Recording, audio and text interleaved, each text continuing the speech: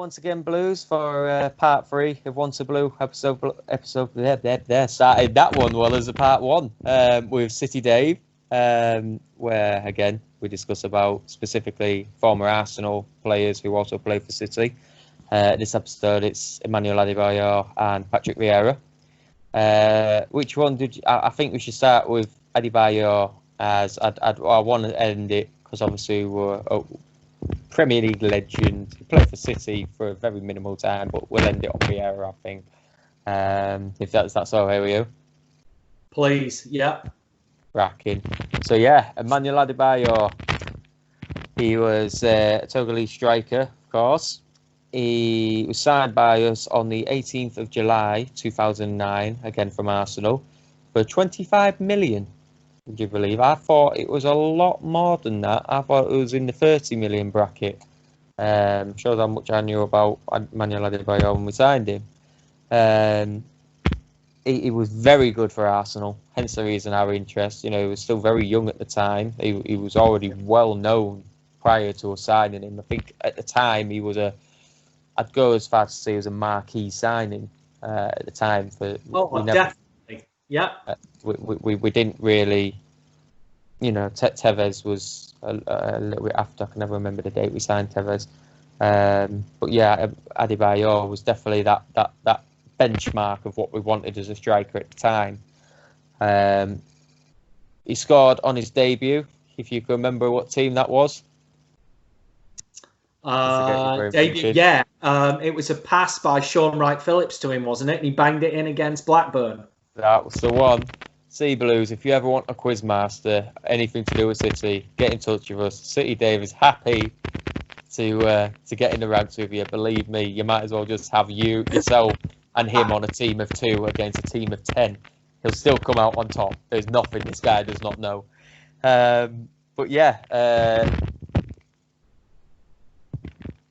before we get into a certain game against one of his former clubs, what are your and you know which one I'm talking about, what are your favourite memories of Adebayor? Well, I think my first biggie was, I agree with you, it was definitely we got Tevez as well, but definitely a marquee signing. It was another stamp of, hey, we're going to start getting the best players from other big clubs from the Premiership. That's why Wenger wasn't a fan of City, because we were stealing all of his best players when they were a better team than us. Yeah. But I think what stands out for me with Adebayor is, number one, I thought that we were on to... He scored in his first 4 games for City. Yeah. I thought, oh my God, like this is it. He's going to bang them in every week. We've got this 30, 40 goal a year, a season striker here. It's absolutely brilliant. And then he just completely went off the boil. And that was Adebayor, to me, is a huge, huge disappointment for Manchester City, because he started with so much promise. And then that was it. I just kind of got this feeling that, he proved himself. He proved he was worth 25 million. He proved that he could play for a big club. And then that was it. He didn't seem to want to do anything else. And again, it was kind of like we were talking about Nasri on a previous show. We saw these snippets of Adebayor when he was in the mood. I remember a run he did once at the Etihad. I forget which we were playing against, down the left-hand side. And he just bamboozled these defenders. Like, they just couldn't get the ball off him. He was too big. He was too quick. He was too skillful. And I remember all of, the stadium standing up as well. Like, bloody hell, that is just incredible what he's done. But he only ever did it the once, and you just knew it was kind of like Nasri all over again. That, come on, Adebayor, you have this in your locker. If you want to do it, you can. And I think that's that little difference that you see. That, we were talking about Yaya Toure on a previous podcast. That Yaya Toure, when he wanted to, could turn it on. And, I'm going to do it. We need to do it. There's that famous little quote, isn't there, when we went away to Newcastle and we had to win that game. and it was at St James's Park. And before the game started, they're coming out of the tunnel, and Julian Lescott turns round to Yaya Toure and says, I'm shitting myself here. We need to win this game. And Yaya Toure went, don't worry, I've got this. We'll win. What does Yaya Toure do? Bangs in 2 goals, sets us up for that, final against QPR. Never saw that from Adebayor, and that's the frustrating thing, that you wanted Adebayor to go, I know how good I am. Don't worry, I've got this. And he seemed to do it in the first 4 games for City, and then was like, well, you know what I can do. I'm done now. And there's nothing more frustrating for me as a fan than seeing a player who's got so much talent, and then for whatever reason they just don't show it. I mean, I couldn't agree more. What one word I'd describe him as frustrating. Yeah, without a doubt. I completely agree. He had it in his locker exactly like Nasri. He could bring it to any game if he wanted. And I mean, we're talking about a player that would eventually and had previously paid for some top teams such as Real Madrid and Arsenal prior. Then he went on to, I think it was Palace, wasn't he? One stop. So he did Tottenham. He had a great score at Tottenham. Yeah, Palace. Running the Turkish leagues wherever he goes. Yeah, and he just never raised it to that pinnacle bar, which would just make him an all-time. Well, I mean, he is an all-time great, but I think just because of the amount of clubs that he scored at, I don't think he's really known for being that world best style player or world class bracket style player, which he could have easily reached with the pedigree he had and the caliber he had. He's not committed, and that's the big thing. To your point, that's why he's gone through so many clubs. Because when a manager doesn't see that commitment there, that it's more of a paycheck, or they sees how good they are in training, but then they don't bring it into the real game. Like, what the hell are you doing? Why are you wasting this talent that you had? Because he had everything. Yeah, 6'3", but a really good frame on him, really good feet, for a big man, brilliant with his head, powerful, fast. He had everything to be, a modern. He could have been, another Kane for me. A bigger lad, but knew where the back of the goal was. He didn't do it, and if he's fine with where his career ended up, then so be it. You just think sometimes, God, if these players really kind of looked at the talent that they had and what really they could have achieved with a bit more commitment, then he might have played 300 games for Real Madrid and scored 200 goals for them, but he didn't want to do that. No, I completely agree. And I mean, it's not as if his career had, I'd be hesitant to use the words a downward spiral, because again, he still went on to play for these great clubs. But yeah, it's back to your point, he never took it to that level. He could have done it, he never did. Of course, to most Blues, such as you and myself, will remember him for one specific game, for one specific reason. But I'm going to add a bit more depth onto this game because I've read some interviews from the likes of Alex Song and some other former Arsenal players, and it turned out that game isn't as much. There was a lot more details to that game than many City fans remember, including myself at the time, and that was the game against Arsenal. The return, not return, when Arsenal visited the Etihad. Of course, he scored that goal. Well, not that goal. He scored a goal, but with that celebration. It was a good goal as well. I mean, and that again, that's the thing. How many players in the world could have, got that much power on the ball? It was a great cross in, but the direction that you got on that, on the power, I ought to do. And for me, it kind of goes back to the point I was just saying, that he seemed to want to prove that he was going to score in that game, whatever. He was determined. You could just tell.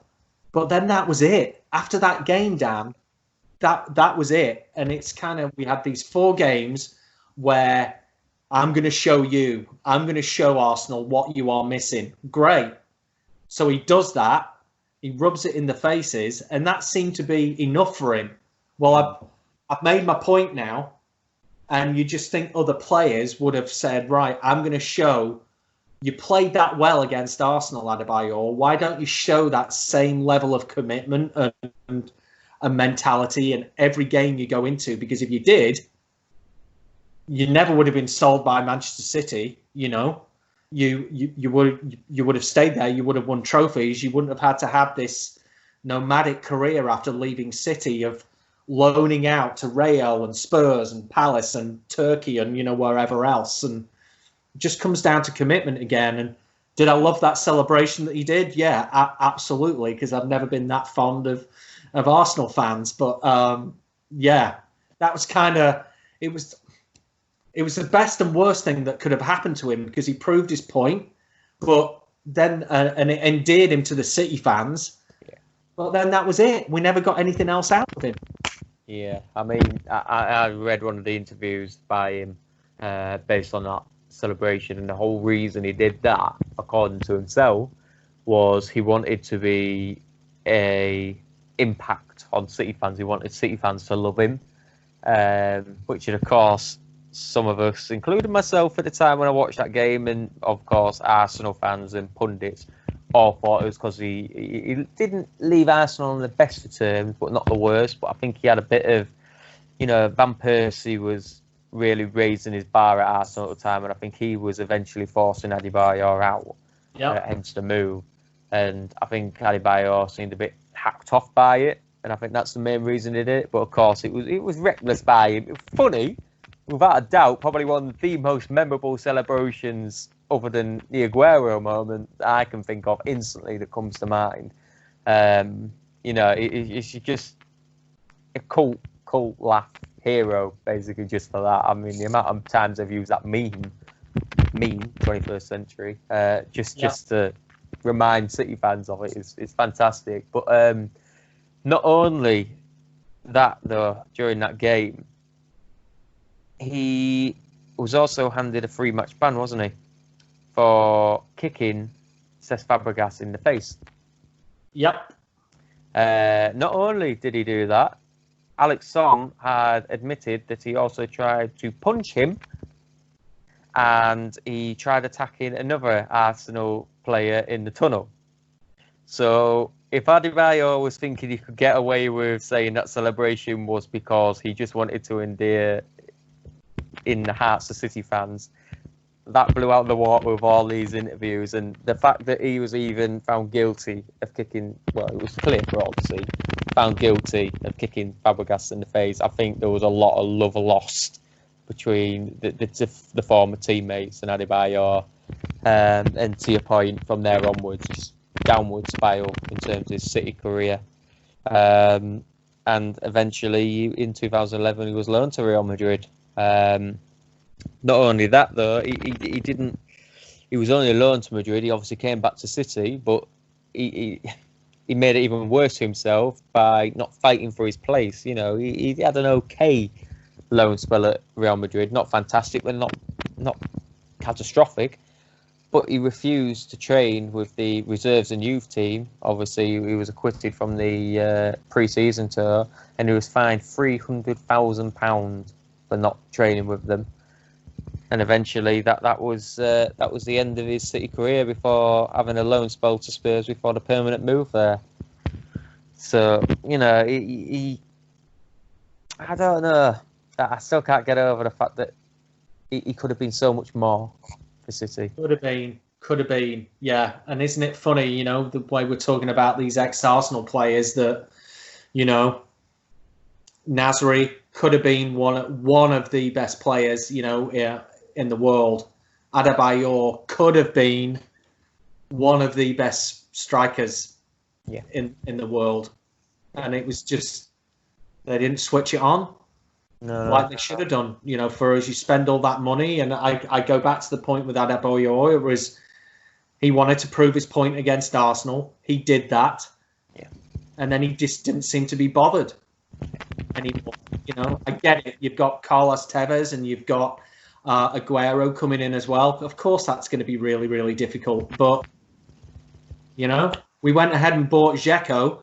Yeah. We wouldn't have had to buy Dzeko Adebayor if you stepped up to the plate and been a better player for us. And that's the annoying thing as a fan. And you just think, God, all I ever want to do is put on that blue shirt, you know, and give 110%. And it frustrates you when you see a player with so much talent who doesn't put that shift in, and what they could have achieved. No, I mean, yeah. Again, you've summed it up perfectly. I mean, again, if he had stepped it up, we wouldn't have signed Dzeko. So maybe at the same time, it's disappointing, but also a good omen because Dzeko did a hell of a lot for us in the time he was at City. So yes, he did. That again is on the fence with me. You know, I'm kind of glad, but kind of gutted. He could have been a billion times better than Dzeko. In some retrospects, he had more potential than Dzeko. But yeah, he didn't live up to it. And in his time at City, he only made 45 appearances, scoring 19 goals. 19 goals in 45 appearances show he had the calibre to do something. Yeah, he did. For saying how many games he was off, 19 goals in 45, saying he probably had half a decent run of games in that 45. What we're talking about, 23. 19 goals in 23 good games. That's a great ratio. If he stepped it up on a consistent level, yeah, completely agree, would have been fantastic. And in the end, he never won a trophy in England. He won some personal acclaim, but never won a bit of silverware in England. The only trophy he did a big trophy that he did win was a Copa del Rey with Real Madrid while he was on loan there. So I think if I was Adebayor, I'd look back on my career as a big disappointment because the teams he played with, he could, like that we keep going back to, he could have achieved so much more and he could have been part of some fantastic teams. Only people would finger out. Yeah, couldn't agree more. But so that's Adebayor. I mean, is that the word? What would you sum him up with then? Underachieving, or is the pain in the ass is probably the phrase I'd use. Yeah, underachiever for me. Underachiever. Yeah. We'll stick with that. We won't go with mine. But yeah, so that was Adebayor, and now we finish off the episode, part 3 of the episode, with probably one of the greatest midfielders the Premier League's ever seen, and luckily City were able to be part of his career, and that is the one and only Patrick Vieira. Obviously, we're only discussing City, but in the end, I'll obviously explain the honours he received. But we signed him in January 2010 after it was announced that he was actually in Manchester having a medical for City prior to a 6-month contract, which he would later extend for a further year. He made his debut. It was the first time I'd ever seen him in a 2-1 loss to Hull City, which I remember for all the wrong reasons. Which, of course, was that the day? That was the day Shay Given told me to fuck off, kid. So, I remember going to that game, not knowing, obviously, the team sheet at the time. I was on the bus from the car park, on the bus, going to the stadium and getting out, looking at the team sheet and saying, Patrick Vieira's started playing. I think he was on the bench, I think. But yeah, Patrick Vieira's on the bench or something like that. And I think he came on for Bellamy. And I was just over the moon about it. And of course, we lost 2-1. And I only remember that day for the loss and Shay Given telling me to fuck off. But luckily, I did eventually see him again, but I'll get back to that later on. But his first start in the league, he assisted a player in a 2-0 win against Bolton. Can you remember which player he assisted? I actually do, Dan. And it's the player we've just been speaking about, Adebayor. Adebayor, that's the one, yeah. That was his first start and he assisted for Adebayor. The irony in this podcast is above all else. He received a 3-match ban for kicking a Stoke City player who was a former Man City Academy product. You remember who that was? Oh yeah, Glenn Whelan. Glenn Whelan, yeah, he was found guilty of kicking him, and again received a 3-match ban. And yeah, the game I remember, Vieira, and the fondest memory I have of him as a City Blue was on the 22nd of February 2011 when he scored 2 goals against Notts County in a 5-0 win in the Road to the FA Cup glory at the Etihad Stadium. I remember that game like it was off the back of my hand. I was sat on the second tier east stand, and it was just a fantastic day. The sun was shining, it was nice and warm, and it was just a really good atmosphere. I know it's Notts County, they're no longer in the Football League, but Vieira scoring 2 goals at the age he was, he was coming to the end of his career, not alone his City career, and it was just nice to finally see him score a goal with my own eyes. And not only that, he scored 2. And they were good goals, I think the second one was his header, which was perfect technique header. You can't get any better than it. And he was just an all-round fantastic midfielder. And in the short time he was at City, he scored 46 times, scoring 6 goals. So he put a shift in throughout the time he was in. But for me, I always thought he retired too early. Because he was only, 33, 34 when he finished? He was 33, yeah. He just turned 34 when he hung up his boots, and City gave him that, his first coaching role. Yeah, I agree with you. He didn't really do much wrong for me in the games that he did play for City. And yet, was he going to be a starter every game? No, but, bringing him on like they seem to do, for 40, 50 minutes, he seemed to be able to cope with that very well. Still had his legs, could still get around the pitch, very level-headed, was able to tell some of the younger players what to do. Yeah, probably could have played for us a little bit longer. But yeah, I'm very, very happy that we got him playing for City, even if it was, like Frank Lampard as well. Yeah. It was just for a few months. Very, very glad we got to see Vieira in a City shirt. Definitely.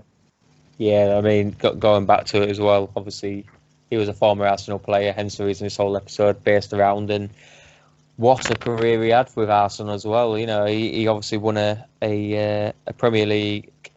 Well, he won 3 Premier Leagues in his time. Won the FA Cup with us, of course. He won 4 FA Cups in his time in England. 3 Community Shields. 4 Serie A titles. 2 Supercoppa Italianos. 1 World Cup. 1 European Championship, both with France. That is one heck of a career, even for someone as world class as what Vieira was in his time. Yeah. Just I was actually talking about Vieira, that we would be talking about him today with my family, and I said that there is very few people or players that I would get completely tongue-tied with and basically not be able to speak. David Silva being one. Looking forward to Paul Lake on Wednesday, because something tells me I might get a bit tongue-tied then as well. And Patrick Vieira, to get the opportunity 10 years ago, like I did, to meet Patrick Vieira, because he was part of the training squad that came out here to Portland, Oregon. Couldn't say a word to him. I've got a photo with him. He was in a golf cart, and I've got a photo with him and me kind of leaning in and saying hi. And I've got his autograph. But I couldn't really say anything else because I was just lost for words. That not only for me, the greatest ever Premiership midfielder. I think you've got Keane. We hear about Gerrard and Vieira. At the end of the day, they are probably the 3 best midfielders that there has been. I'm not arguing about David Silva. I just think he's a bit of a different midfielder to those other 3. And honestly, for me, I would put Vieira at the top of those 3 because he had everything. He had the leadership that Keane did, and he had the goals and the drive that Gerrard did as well. For 5 or 6 years with Arsenal, and the battles that he would have, particularly with Keane in that era, absolutely unbelievable player. and to win a World Cup as well at the age that he was, with Thierry Henry, just absolute legend for me. And as I say, yeah, totally lost for words when I met him, and I'm stunned to this day that I'm not stupid. Arsenal is the team that is probably in his heart, like Thierry Henry's. Why isn't he back there helping Arsenal? Fair play to City. We snatched him. Goes into the youth academy. Goes and coaches New York City FC, and I thought at one stage he's probably going to be our next manager. We're going to get through Guardiola's time, and then Vieira's going to have that time. Then we're going to bring him back. He's doing very well at Nice now as well. But it stuns me, as you and I have been saying, Dan, for a while now, about we want to get more of these older players back at Manchester City because they know what it means to wear that shirt. We want Vincent Kompany to come back one day. We want Zabaleta, to come back. We've talked to Hendry now. We talked to Macken, who got a real sense of that blue shirt.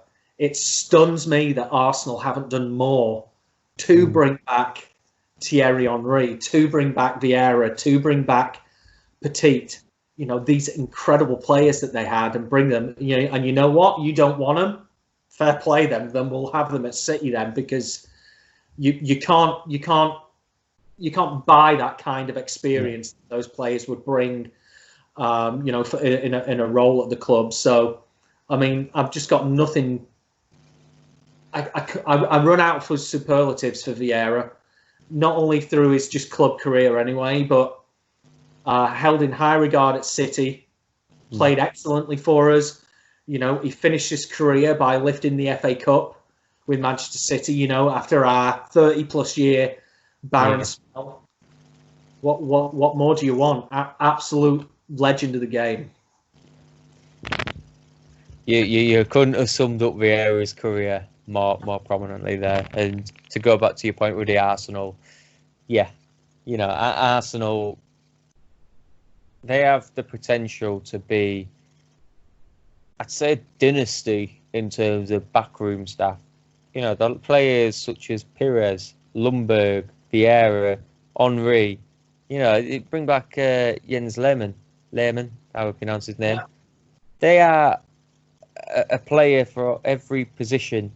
Kolo Toure, even, bring him back. You bring all them players back to work with the players at that team now, and the future players that Mikel Arteta. Yet I know some people will argue Vieira, he wants to be a manager. It's not all about being a manager these days. You get some fantastic second choice managers. Arteta's now got his chance. He was a fantastic assistant coach for City. It proves as soon as he's gone, we've gone down a bit of a slope. I still to this day, I mean, we discussed it on a previous podcast. I think I was speaking to Tom about it during the live Arsenal game. Arteta was that man that held it together between Pep and the players. He was that link. You bring back all them legends of Arsenal. Arsenal will create a dynasty at that club that will last for 20 years.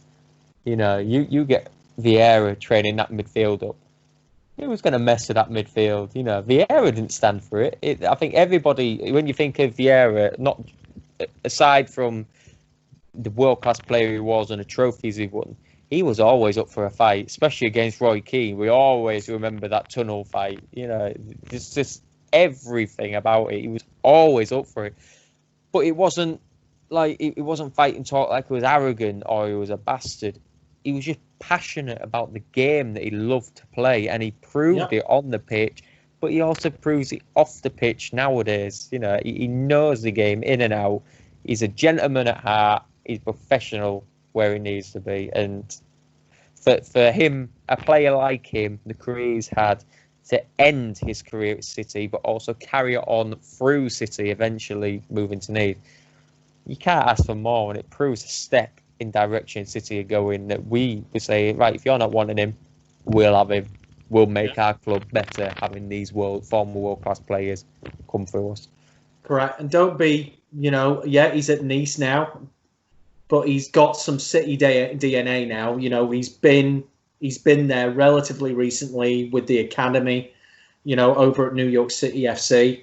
If he has a good stint at Nice, do not be surprised if we see him come back to City in some capacity, particularly if Arsenal just continue to not want of their, you know, some of these incredible ex-players that they've got, you know, come back to the club in some capacity. I think they're, you know, I was going to say, you know, this Martinelli who they've got coming through now. Imagine him working with Thierry Henry. You know, Thierry Henry would just have him play. You know, you don't get much better than Thierry Henry. No. Best ever player in the Premiership, in my opinion. You know, goes better than Aguero. I'm talking about football. You know, you're talking about just number of goals scored. Yeah, I get it, but for me, for Premiership, for what's it been going now, 28 years, I think. If I could pick one player who I think has been the best Premiership player, all-round footballer, it's got to be Thierry Henry for me, because he could do everything. He could score goals. He could assist. I mean, and some of the football that he played was just, we've never seen anything like that ever before. You know, and that's why I say that. And I would love, you know, what does he do? He absolutely hammers the Premiership for 10 years, and then he gets his move to Barcelona, plays with Guardiola, plays with, you know, Thierry Henry, and with Messi and, you know, whoever else. That the pedigree that this guy's got, why he's not, you know, why we can't get him. I think he's coaching Montreal Impact now, isn't he, Thierry Henry? I don't know. I think he's coaching Montreal Impact, but, you know, it didn't work out for him at Monaco. He was there like 8 games or something, wasn't he? Yeah. And then, you know, he can't coach, he's useless. Well, why aren't they getting these players at Arsenal, you know, who can really have that influence on these younger players that they've got coming through? Because you know what? Maybe they won't want to leave for 25 million then for another club like Nasri and Kolo and, you know, and Clichy did, and all these other players. Yeah, exactly. And I think that's what Arsenal need to do.